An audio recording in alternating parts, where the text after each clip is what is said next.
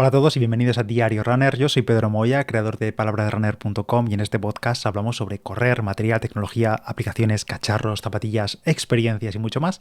Y el episodio de hoy va a ser de preguntas y respuestas que tenía pendientes sobre la maratón de Tokio, un poco contexto del fin de semana y demás. Dejé una cajita de preguntas y respuestas por Instagram hace una semana o así, y bueno, he tardado un poquito en recopilar porque luego me mandaste otras por privado y demás, y bueno, al final pues he hecho un poco de recopilación porque hay algunas similares, así que vamos directamente al lío, no me enrollo porque hay varias y bastantes, entonces si nos hace esto muy largo. Y la primera es, ¿has calculado por cuánto os ha salido el final con lo gastado allí? Y la verdad es que sí, hace unos días hice cuentas, digamos, fui sumando gastos y demás con la tarjeta, con la Revolut y demás, porque ahí estuvimos pagando casi todo con la Revolut. Que por cierto, un tema importante a comentar es que si viajáis allí, no olvidéis llevaros tarjeta física, es decir, aunque llevéis en el móvil Apple Pay o Google Pay o lo que sea con vuestras tarjetas o en el reloj o lo que sea, llevaros una tarjeta física porque si no, en muchos sitios no vais a poder pagar de ninguna manera. En muchos sitios solamente es cash only, es decir, solamente pago en efectivo. En otros puedes pagar con tarjeta, pero no tienen en general datáfonos con NFC, digamos, con pagos por contactless, sino que tienes que meter físicamente la tarjeta en el datáfono. O por ejemplo, si quieres sacar efectivo en un 7-Eleven, en un ATM, en cualquier comercio para sacar efectivo, siempre te van a requerir una tarjeta física, no se puede hacer por contactless en la mayoría de sitios, así que tenerlo en cuenta esto porque yo de suerte me eché la tarjeta física de Revolut en la cartera, normalmente no la llevo nunca, y me la eché por si acaso y oye, nos salvó el viaje porque si no habría sido, bueno, habría tenido que tirar de tarjeta clásica de banco de aquí del Santander o del Sabadell y tal, y me hubiesen frito seguro a comisiones, así que importante llevaros tarjeta física sí o sí. Y bueno, como decía, sí he estado echando cuentas totales para ver por cuánto nos había salido el viaje. Recordad que tenéis un artículo, vídeo y podcast aquí subido en palabraderunner.com o en el canal de YouTube o aquí en el podcast sobre los gastos del viaje, digamos, el grueso, lo previo antes del viaje, los vuelos, el hotel, pues, traslados, lo que sea, los trenes y demás. Y eso, por haceros un poco resumen rápido, aunque ahí tenéis bastante más detalles con la eSIM, lo que gastamos, con el seguro de viaje y todo, eso eran como unos 2.420, tengo aquí el número exacto, 2.424,95 euros por persona. Esto era la suma de lo que os he comentado previo al viaje, pero ahí faltaba meter, digamos, los gastos allí mismo, en Japón, en Tokio, en Kioto, digamos, las comidas, las cenas, las compras que hayas hecho, o si hubiésemos comprado algo en la feria del corredor. Y bueno, estuve haciendo un poco recapitulación de los gastos que hicimos allí, que aparte de esos 2.400 euros fueron, por ejemplo, unos 55-60 euros de tarjeta Suica, que la tarjeta Suica es una tarjeta de transportes, bueno, que recargas, es al final como una tarjeta prepago, que recargas directamente desde el móvil y la puedes usar para entrar en metros, en monorraíl, en autobuses y demás. Entonces, bueno, pues traslados del día a día de un lado a otro, de Japón, de Tokio, de Kioto, pues unos 50-60 euros de metro y de autobús y de transportes varios. Yo me compré ropa, por ejemplo, me gasté unos 180 euros en ropa en total, en comidas, cenas y cosas random que no sé muy bien qué son, porque al final el extracto no sé, no identifico qué es, pero sobre todo son comidas y cenas, que es lo que más pagué con tarjeta y con efectivo, que fuimos sacando efectivo. Más o menos nos salen como unos 300 euros por persona, pues los 10 días entre comidas y cenas. Ya os digo que yo me esperaba que esta partida fuese mucho más grande, esperaba que fuese mucho más caro en el sentido de las comidas y bebidas y cenas y demás, pero realmente se puede comer y cenar muy muy barato, incluso en sitios súper céntricos de Tokio, de Kioto, y por al final en la mayoría de sitios por unos 5 o 6 euros por persona cenabas o comías sin problema. Era muy muy barato el cambio, al final por 800, 1000, 1200 yenes. Evidentemente fuimos a algún sitio que por ejemplo tenía carne de Kobe o alguna cosa así un poco más elaborada y a lo mejor te cobraban 4000, 5000 yenes. Pues bueno, te gastabas al final por pareja 50 euros, 60 euros, como muchísimo, muchísimo una cena.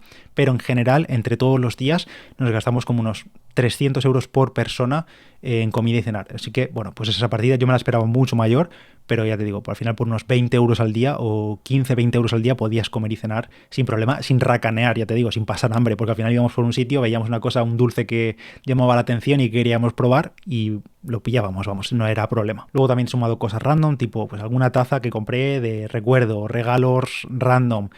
También tengo por aquí, por ejemplo, yo tuve que comprar otra extensión de la eSIM con Airalo, que tenía 10 gigas, pero Google Maps me la lió el primer día y por lo que sea se descargó 4 gigas de datos el Google Maps, cosa que no entiendo porque está configurado para solo Wi-Fi, pero bueno, me comió la mitad del plan de datos el primer día y tuve que comprar a mitad de viaje otra eSIM de Airalo y por tanto al final fueron como unos 25 euros así de SIM de Airalo, que os recomiendo el servicio, por cierto. Estuvimos muy contentos de utilizarlo. Mirabai no llegó a agotar los 10 gigas que tuvimos para todo el viaje y al final nos salió por 9 euros, una cosa así, a ella y a mí pues por el doble, porque pagué otro pack de 10 gigas para eSIM. Y muy fácil de utilizar, muy fácil de activar, se conectaba a redes, no tuvimos prácticamente ningún problema de cobertura ni nada, así que por mi parte, Airalo, recomendado. Recordad que tenemos descuento con el código, creo que era Pedro1993, tienes el descuento también en la descripción del podcast, pero bueno, yo lo voy a utilizar para otros viajes que tenga próximamente, para pillar eSIMs en el extranjero y me despreocupo. La verdad que contento con el servicio de Airalo. Y bueno, al final, entre unas cosas y otras, con gastos varios que tengo por aquí y demás, me sale un aproximado de 3.200, 3.300, según cosas random que no sé en qué me he gastado, unos 3.200 euros por persona es lo que nos ha costado el viaje completo a Tokio, o sea, a Japón, con la maratón incluida, con el dorsal, con hoteles, con vuelos, que al final era lo más caro, fueron como 1.400 euros de vuelo, hoteles, como digo, compras, comidas y demás. Más o menos esos 10-11 días de viaje nos han salido por 3.200 euros.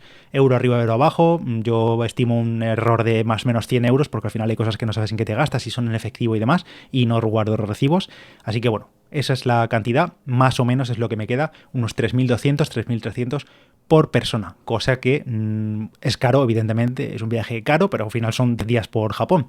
Pero bueno, oye, que ni tan mal, comparando sobre todo con lo que os comenté en el vídeo de los gastos de que por agencia te puede salir por 6.000, 7.000, 8.000, depende del tiempo que estés y demás, pues oye, al final 3.200, 3.300 por persona. Evidentemente, cada uno ya ahí puedes tirar el presupuesto como quiera. Yo, por ejemplo, tengo aquí una partida de 180 euros en ropa que me compré allí y esto si lo quitas, pues no te lo gastas, evidentemente, pero habrá otra gente que se gaste, en lugar de 300 o 400 en cenas y comidas, se gaste 500. O que se gaste en lugar de 1.000 en hoteles, se gaste 2.000. Eso ya depende de cada uno, ¿no? O si quiere traerse regalos para la familia o bueno, cualquier cosa, ¿no?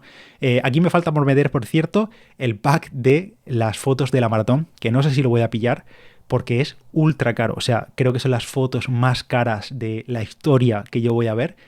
Si no recuerdo mal, no sé si eran 160 o 180 euros el pack oficial de fotos de la maratón de Tokio. Es una cosa absurda. Recordaréis que en la crónica con Mirabai estuvimos hablando de que había muchísimos fotógrafos por el recorrido y demás, y que teníamos muchas ganas de ver las fotos. Efectivamente, las fotos están muy bien porque hay muchísimas en muchos puntos de circuito y demás, pero es una bastada el precio que han puesto de ya digo, no sé si son 160 o 180, pero bueno, es que me parece igual la misma barbaridad. Una locura. Bueno, literalmente es más que el dorsal, 100% más que el dorsal de la maratón de Tokio cuestan las fotos oficiales. Y luego por foto, eso sí compras el pack, y por foto son 20 o 30 euros. Ahora mismo no sé, estoy dudoso, pero no sé si eran 20 o 30 euros por foto, y si no, evidentemente lo que te merece la pena si quieres comprarlas es el pack completo, pero son una sobrada de fotos de precio que me parece una locura, y de momento no lo hemos pillado y no sé yo si lo acabaremos pillando porque me parece demasiado heavy. O sea, creo que como recuerdo está bien, pero ya también tengo recuerdo del vídeo de YouTube que hicimos, que gracias a todos por el feedback, me alegra que os gustase el vídeo, y entonces no sé si acabaremos pillando el pack de la maratón de fotos porque me parece una salvajada pagar 160, 180 euros por, aunque sean, me da igual, aunque sean 100 fotos, es que me da exactamente igual, es una locura. Pero bueno, ya veremos. Así que más o menos así quedan los gastos del viaje, no me enrollo más, que si no esto se hace eterno. Siguiente pregunta, lo que más te sorprendió de lo que rodea la maratón de Tokio. Y esto un poco ya lo comentamos en la crónica de la carrera, en el vídeo largo, que tenéis ahí el vídeo de 1 hora y 20 para escuchar y demás.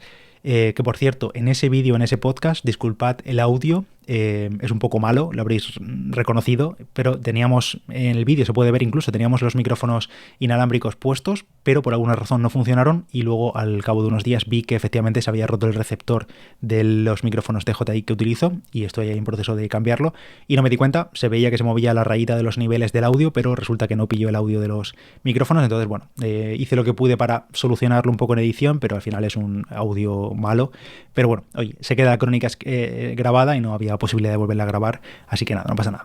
Lo que más me sorprendió de lo que rodea la maratón de Tokio, yo creo que es sin duda la extrema organización que hay en todo lo que se refiere a la propia carrera. O sea, desde que llegas, ya no desde que llegas a la feria del corredor, también desde que llegas al propio país, hasta que te vas dando cuenta de 1000 detalles pequeñitos que están muy muy cuidados, todo está perfectamente estructurado, indicado para el corredor.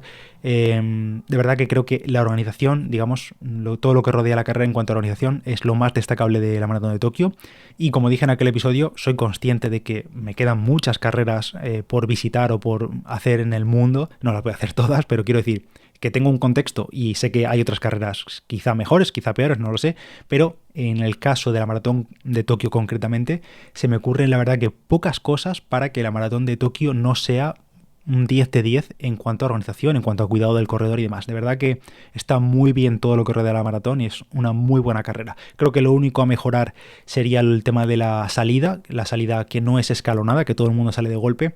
Y no sé si es por esa razón o porque el circuito desde el principio ya tenemos un giro y demás, aunque es hiper ancha la avenida por la que se va al principio, pero es muy complicado correr al inicio si quieres correr porque hay una cantidad de gente tremenda y que incluso, por lo que he leído y he visto, la gente que salió delante en el primer cajón, incluso en ese espacio, en ese primer cajón, cuando todavía no tienes la marea de corredores, es complicado correr. Entonces, no sé, quizá a lo mejor una salida escalonada para la gente que quiere ir a correr de verdad sería mejor y creo que ese sería lo único que podría mejorar, vamos, porque al principio es verdad que te tienes que adaptar al ritmo porque tienes una marea de gente, un bloqueo que es imposible coger tu ritmo al menos en 1 kilómetro o 2 kilómetros. Siguiente pregunta, ¿consideras el ritmo que vas a hacer en carrera para elegir zapatillas? Por ejemplo, usar placa para Tokio. Y sí, efectivamente, por supuesto que considero siempre tanto el ritmo que voy a llevar como las propias características o mi objetivo en carrera para a la hora de elegir zapatillas. Evidentemente en mi caso tengo mucho donde elegir y a veces es un bastante dolor de cabeza porque pues a veces quieres una cosa, quieres otra o no quieres dejar unas en el armario. Bueno, es un poco difícil, pero bueno, supongo que esta pregunta viene dada porque utilicé las Hoka Rocket X2 en la maratón de Tokio sabiendo que no iba a ser una carrera rápida ni a un ritmo alto ni nada. Pero creo que al final la respuesta es bastante más sencilla. Con las molestias que venía arrastrando los meses previos en la rodilla y demás, opté por, y os reconozco que estuve hasta casi el último momento de cerrar la maleta pensando qué zapatilla llevarme. Incluso pensé otra vez llevarme las Prime X2 como utilicé en Berlín y en San Sebastián, pero en ese caso como la zapatilla es un poquito más inestable, pues al final la descarté. Y como digo, opté por una zapatilla que me diese confianza, que sabía que iba a llevar absolutamente cómoda y que había cero posibilidades de tener algún tipo de roce o de uña negra o de molestia rara o lo que fuese. Sabía que la Rocket X2, por el uso que había hecho de ellas hasta el momento, no me habían hecho nada y por tanto tenía confianza en ellas. Además, buscaba también una zapatilla estable, que esa fue una de las razones por la que descarté la Prime X2, aunque es un poquito más estable, pero sigue siendo una zapatilla un poco más inestable, más que la Rocket X2 sin duda. Y también buscaba una zapatilla que tuviese una buena espuma, que tuviese unas características que me permitiesen ahorrar energía, ahorrar piernas, ya no solo en la propia carrera, sino también para los días posteriores, porque os recuerdo que teníamos después una semana de turismo por Japón y había posibilidades de que todo saliese muy mal y que yo acabase muy mal la carrera por la falta de preparación y demás, y por tanto pues buscaba una zapatilla que me conservase, aunque fuese un 1% más las piernas, pues perfecto. Y una zapatilla de última generación, con buena espuma, con placa, aunque la placa aquí es casi lo de menos y demás, porque por ejemplo me planteé también llevar la Super Blast, como hizo Mirabai, que llevaba las Asics Super Blast, porque es una zapatilla con buena espuma, con el Flyfoam Turbo que lleva las Meta Speed Sky, pero sin placa. ¿Qué pasa? Que a mí las Super Blast, que me gustan mucho también, a veces siento alguna pequeña molestia en las uñas y demás, me hacen como un golpeteo raro en la parte delantera y no me fiaba para maratón, no las he utilizado en algo tan largo y prefería no utilizarlas. Entonces al final opté, en resumen, por la Rocket X2, por esto que he comentado, estables, buena espuma, la llevaba muy cómodas y demás, y bueno, pues fueron un acierto, la verdad. No buscaba mejorar mi tiempo, ni bajar minutos ni nada, pero pues eso, buscaba algo que me conservase las piernas y funcionó muy bien. Evidentemente lo de cómo iba a estar los días posteriores a la carrera no iba a depender de la zapatilla, era más por el tema de falta de preparación por la carrera, por la lesión, e iba a ser una incógnita también hasta el propio día después de la carrera. Pero bueno, al final muy contento. ¿Podría haber ido con otras? Pues sí, probablemente sí, pero elegí esas, acabé contento y ya está. Geles e hidratación antes y durante la maratón de Tokio. Y comidas también. Las comidas previas las tenéis en la crónica larga, porque al final buscamos un italiano, buscamos pasta y demás, y luego estuvimos comiendo mucho arroz y mucha fideo y muchas cosas así, muchas comidas de ese tipo que se puede encontrar fácil en Japón. Y para cenar la noche antes de la carrera fuimos a un italiano, como os comentamos en la crónica. Y respecto a la nutrición en carrera para la maratón de Tokio, yo llevaba geles Fanté, al igual que en las últimas carreras. Tenemos descuento, recordad, con el código PDR10 en Fanté, si queréis probar los geles. Están estupendamente en cuanto a composición y demás. Y yo en concreto iba a tomar 2 geles Fanté Glut 5 Hydro cada 30 minutos, 2 por hora. que como son de 35 gramos por gel, pues son 70 gramos a la hora, y además estos geles aportan 200 miligramos de sodio por gel y tienen una textura que entran perfectamente. Además yo lo llevaba todos de fresa, que es mi sabor favorito en este tipo de geles, y pues entra muy bien y ya está. Aprovecho también los avituallamientos para enjuagar la boca y tal, pero entraba muy bien. Y ese era el plan. Pero además quería meter algo de cafeína. Tomé una pastilla de cafeína antes de la carrera, con el desayuno casi, porque no había dormido nada la noche anterior, como os comenté. Entonces metí una pastilla de cafeína para activarme un poco por la mañana y luego quería meter algo de cafeína en carrera. Llevaba una pastilla de cafeína en el bolsillo que se me olvidó y se me acabó disolviendo con el sudor y con el agua que nos echábamos y demás, pero llevaba también un gel de cafeína de Fanté, que los Hydro todavía no los han sacado ninguno con cafeína incluida, entonces llevaba un gel de Fanté de 60 gramos por gel, que son mucho más espesos, que no me gustan tanto porque son muy espesos y tardo mucho en tomármelos, pero tienen cafeína, tienen 200 miligramos de cafeína. ¿Qué pasó? Como comenté en la crónica, lo llevaba metido en el brazo, en el manguito, y me quité los manguitos en un momento de, pues tenía calor, me quité el manguito así de golpe y el gel se me cayó al suelo y no me di cuenta, porque si no creo, no sé si hubiese parado, porque depende de la gente que viene por detrás y demás, pues si la lío un poco, pero que no me di cuenta en ese momento, y cuando recordé que me tenía que tomar el gel, me miré el brazo y evidentemente ahí no había ni gel ni manguito, y ya me di por jodido porque sabía que no iba a encontrar ese gel. Así que bueno, la idea era tomarme como unos 70 gramos por hora, y yo creo que al final calculo que acabaría con unos 50 gramos o un poco menos de media de carbohidratos por hora por esa falta de ese gel de 60 gramos, que claro, era como 2 geles de los otros. Y luego quizá pues añadiría un poco de hidratos que llevaría el Pocari Sweat, que es esta bebida japonesa que dan en los avituallamientos también, que como lo probé en la feria del corredor, estaba bueno, me sentó, bueno, no sabía si me sentaba bien en carrera, pero quería tomar algo así más con más hidratos y sales y demás, y pillé algún vaso durante el avituallamiento. Y esto, bueno, esto responde también a la pregunta de la hidratación, y la hidratación en carrera fue a demanda. O sea, ya una vez que estábamos en carrera y que ya paramos a hacer pis a mitad de carrera y demás, yo en todos los avituallamientos de la carrera, desde el primero al último, que como digo, fueron súper largos, había muchas mesas para coger agua, en todos absolutamente me bebía como 2, 3 vasos de agua, 4 vasos de agua a demanda cada vez que podía. O sea, yo cogí en todos los avituallamientos, no sé cuánta agua te bebes con un vaso, claro, pero bebía más de un vaso por avituallamiento. Y también a partir del kilómetro, yo creo que 30, 32, 33, también pillé algunos vasos de estos de Pocari Sweat, que es como una especie de acuario raro, no sabe exactamente igual, en los avituallamientos también, porque había avituallamientos de Pocari Sweat y después había avituallamientos de agua. Siguiente pregunta: ¿cómo estás de la rodilla tras la maratón? Esto es una pregunta que he reformulado yo porque tengo muchas preguntas de este tipo, que cómo me encuentro, relacionadas de cómo estaba la rodilla después de la carrera, esta semana posterior y demás, si ha ido a peor, si ha ido a mejor, bueno, un poco generales, muchas preguntas. Muchas gracias a todos por preocuparos por esto, y en general la verdad es que estoy mucho mejor estas semanas, estoy contento porque está todo pues progresa adecuadamente, como se suele decir, ¿no? La rodilla, que era el mayor miedo que yo tenía, que es que pues dijese basta en carrera, más allá de mi estado de forma, que la rodilla dijese basta en carrera, se comportó muy bien. Al principio tuve unas sensaciones un poquito raras, pero luego cuando entramos en calor, como quien dice, pues se comportó bien. Y sí que es verdad que después de la carrera tuve algo de inflamación ese mismo día, el día posterior, un poco de inflamación. Yo creo que era más sensación de inflamación que inflamación visual, pero bueno, como para no sentir inflamación tras una maratón, ¿no? O sea, bueno, lo normal. Además teníamos una caña tremenda dada previa a la carrera y posterior a la carrera, con 20-30 kilómetros de turismo cada día, tanto antes como después de la carrera, una semana después. Entonces pues llegábamos fundidos a la cama y pues, si sentía algo en la rodilla era casi normal, ¿no? Era lo de menos, o sea, no era una consecuencia de la maratón casi. Pero bueno, bastante bien, hemos vuelto ya, volví al fisio justo la semana posterior a la carrera, o sea, para descargar un poco piernas y demás, también porque los isquios se me cargaron bastante en carrera, y bueno, pues de momento todo progresa adecuadamente, como digo. Esta semana ya estoy corriendo más continuamente, bastantes más días, metiendo algo de intensidad también. ¿Puede estar relacionado con haber recibido las Alpha Flight 3 y las Metaspeed Sky París? Puede ser, pero bueno, estoy metiendo algo de intensidad, aunque cuesta un poquito, pero poquito a poco las sensaciones son buenas, así que progresa todo y espero que siga así y poco a poco volviendo un poco a la normalidad, ¿no? Confío, hay que ser positivos y vamos a seguir así. Siguiente pregunta: ¿habrías terminado o incluso intentado terminar sin Mirabai tirando? Probablemente sí, evidentemente yo viniese Mirabai conmigo, ¿no? Porque yo, como le dije a ella semanas antes, ella había entrenado mucho más, le dije tira tú, haz tu carrera, porque podía hacer buen tiempo y ella decidió que me quería acompañar a mí en esta ocasión y ayudarme a mí en carrera, y probablemente si no lo hubiese tenido a ella habría corrido y habría intentado acabar, pero no habría sido la misma carrera. Probablemente la carrera no habría sido la misma sin ella animando, sin ella tirando, y probablemente habría tenido una carrera mucho más, primero, más aburrida y mucho más psicológica en solitario, porque habría ido probablemente desde el principio pensando en la rodilla, en sensaciones, me habría estado rayando un poquito más, no habría estado tan distraído, y quizá habría ido mucho más conservador al inicio, y al ponerse el tema un poquito más complicado por la falta de forma a partir del kilómetro 26, 27, 28, 29, pues quizá sin ella tirando me habría costado bastante más mantener el ritmo, y es bastante posible que yo me hubiese venido un poquito más abajo o habría aflojado más por precaución y habría llegado a meta pues como hubiese podido, ¿no? Pero teniéndola a ella y animando y demás, pues se me hizo mucho más entretenida la carrera. Siguiente pregunta, ¿qué cambiarías del viaje? ¿Hoteles, planificación, algo?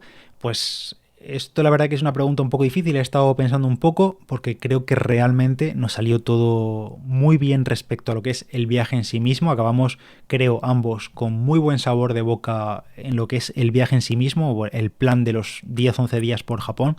Es verdad que en mi caso personal yo no tuve el mejor descanso los primeros días, dormí fatal, como ya os comenté, pero tampoco podía prever cómo me iba a afectar el jet lag, y eso que intenté pues respetar las horas de sueño y demás en los vuelos de ida, pero al final pues no sé si por nervios o lo que sea no pude descansar, pero bueno, eso tampoco es algo que puedas cambiar porque no puedes prever cómo te va a afectar. Y luego a nivel de viaje y de planificación y demás, la verdad es que hicimos tantísimas cosas, pero tantísimas cosas en esos 10-11 días, y visitamos tantos lugares, hicimos tantos kilómetros cada día, que se me hace difícil pensar que pudiésemos haber hecho algo más. Evidentemente siempre puedes ir a un sitio y no ir a otro, porque al final las distancias son las que son, tienes el tiempo que tienes, y al final tampoco puedes estar hasta las 10, 11, 12 de la noche visitando cosas, primero porque cierran y segundo porque estás fundido a media tarde y ya tienes que decidir un poco qué haces, ¿no? Porque al día siguiente te toca otra vez otra caminata y otra paliza. Entonces, bueno, yo creo que acabamos los dos bastante satisfechos con todo lo que hicimos, que sí, que podríamos haber hecho algo más tipo una excursión al Monte Fuji, pues sí, quizás sí, pero también habríamos tenido que quitar otras cosas que hicimos para poder sacar esas horas para ir al Fuji. Pero bueno, al menos pudimos verlo en la vuelta de Kioto a Tokio para coger el último vuelo de vuelta ya. Íbamos en el Shinkansen, en el tren bala, y hacía muy buen día, estaba muy despejado, estaba casi anocheciendo, pero desde la ventana del tren pudimos ver el monte Fuji ahí inmenso, imponente, a su paso por el tren, que pasaba justo por el lateral del monte Fuji, así que al menos lo vimos. Pero bueno, pues eso, ¿te queda subir al monte de Fuji o hacer una excursión? No subirlo, pero hacer una excursión al Fuji, pues sí, te queda, pero eso, tendrás que haberte quitado otras cosas del viaje. Y creo que ya está, no sé. Bueno, sí, creo que del primer hotel que estuvimos, en el hotel de Tokio, habría cambiado el colchón porque era bastante durito, no era un futón, pero casi, o sea, era colchón, pero bastante duro. Aunque el hotel era bueno, estaba muy bien, la habitación grande para los estándares japoneses y demás, pero el colchón era un poco duro. Y bueno, luego el de Kioto estaba un poco mejor, pero fue, pues eso, un poco durito. ¿Lo habría cambiado? Sí, pero bueno, era lo que había y ya está. Y también creo que nos quedamos con ganas de ir a un onsen, que no fue posible al final por tiempo y demás. Entonces, bueno, pues eso, cosas que se quedan en el tintero, pero es imposible hacerlo todo. Otra pregunta respecto a la carrera en sí misma: ¿cómo es el perfil respecto a Berlín? ¿Más o menos corrible? Esto de más o menos corrible, evidentemente las dos carreras son muy corribles. Al final son maratones de asfalto, no te vas a encontrar repechones tremendos en una mayor de este tipo, y ambos circuitos son muy corribles y fáciles para correr sin problema. O sea, decir lo contrario sería mentir. Ambos son, tanto Berlín como Tokio, son circuitos muy llanos y muy rápidos. Es verdad que en el caso de Tokio, los primeros 5, 6, 7 kilómetros sientes que vas picando para abajo y es un recorrido bastante fácil. Pica para abajo, pica para abajo, pica para abajo. Luego se hace un poquito más llano y luego tiene algunas tachuelas y demás.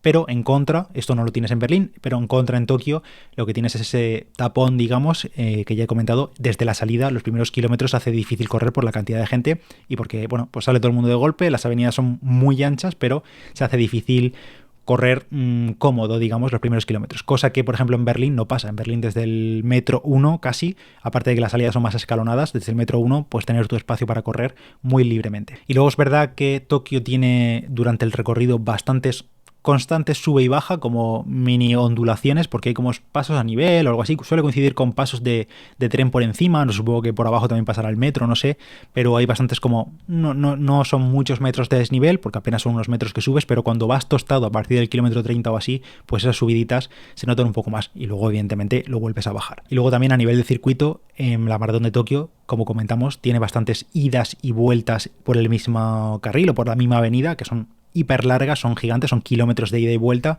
y te puede gustar esto más o menos. Quizá a nivel psicológico es un poquito más duro porque estás viendo a los otros volver ya y tú, si vas mal, o aunque vayas bien, puedes pensar, joder, ¿cuánto me queda para dar el giro? Entonces, pues psicológicamente quizá los idas y vueltas sean un poquito más duros. En nuestro caso, creo que salvo el último, el resto se hicieron bastante llevadero, pero efectivamente el último ida y vuelta, que era como el kilómetro 36 y veías venir a los del 39, pues ves que cada vez te alejas más, te alejas más, te alejas más y no vas a dar el giro. Y sabes que al girar ya tienes recta de meta, entre comillas, y cada vez te alejas más y no das el giro, pues psicológicamente, como digo, te puede afectar un poco más ese tipo de circuito. Pero vamos, que ambos circuitos, tanto Maratón de Berlín como Maratón de Tokio, son muy planos, muy corribles y cada uno con sus peculiaridades simplemente. Siguiente pregunta, ¿cuál es tu próximo objetivo?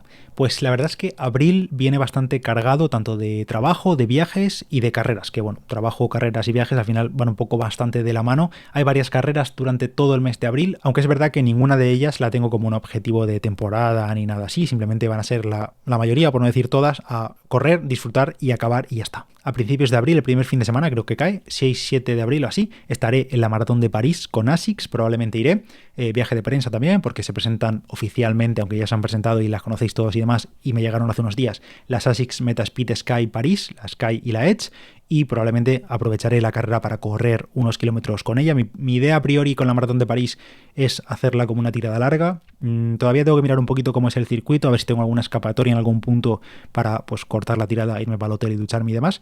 Pero quién sabe, no sé. Luego, conforme pasen estas par de semanas o así, o 3 semanas, decidiré, y también en carrera decidiré, porque a lo mejor si no tengo escapatoria, pues hago 25 o 30 kilómetros de tirada larga y luego pues paro y hago chino-chano hasta el final. Ya veremos, según me pille un poco, está por ver esto. Luego también tenemos a mitad de mes la media maratón de Chiclana, que pinta bastante bien el plan, todo el fin de semana por allí. Será el fin de semana del 13-14 de abril, así que si estáis por allí, pues perfecto, nos veremos y a disfrutar de ese entorno también, que seguro que es espectacular. Y también estaré la semana de la maratón de Londres por allí por Londres, por trabajo, y no sé todavía si me quedaré a la carrera el fin de semana, eso está por ver. Y la siguiente semana, el último fin de semana de abril, el 28 de abril, es la Zurich Rock and Roll Madrid Series, la maratón de Madrid Rock and Roll, y que, bueno, que es el 10K, la media de la maratón, como ya sabéis, y si no pasa nada, correré la maratón y finalizaré con ello el circuito de las 5 grandes de Zúrich, las 5 grandes maratones, porque solo me queda esa, solo me queda la maratón de Madrid. Hice la media maratón de Rock and Roll Madrid del año pasado, y con esta Rock and Roll Maratón pues completaré el circuito de las 5 grandes. Hice Sevilla, Barcelona y Valencia en 2022, San Sebastián en 2023 hace unos meses, y ya solo me quedaría esta Rock and Roll. Así que pues eso, a intentar finalizar el circuito de las 5 grandes, os lo contaré todo, y con eso acabaría acabaría fin de semana y un mes de abril que la verdad bastante liado, bastante ajetreado, y imagino que no saldrá mucho más compromiso porque no quedan muchos más fines de semana ni días libres. Así que con esto acabo este episodio de preguntas y respuestas. No sé si os queda alguna más en el tintero, podéis utilizar los comentarios tanto en el vídeo de YouTube como en Spotify como en iVoox, que permite dejar comentarios. Te agradezco mucho si te suscribes al canal o si dejas cualquier comentario, y si compartes el podcast a tus amigos corredores y demás, pues seguro que les gusta, se enganchan y pueden echar para atrás, que hay mucho contenido de los últimos 3-4 años. Así que nada más, yo soy Pedro Moya, Palabra de Runner en Instagram, y nos vemos en el siguiente. Chao.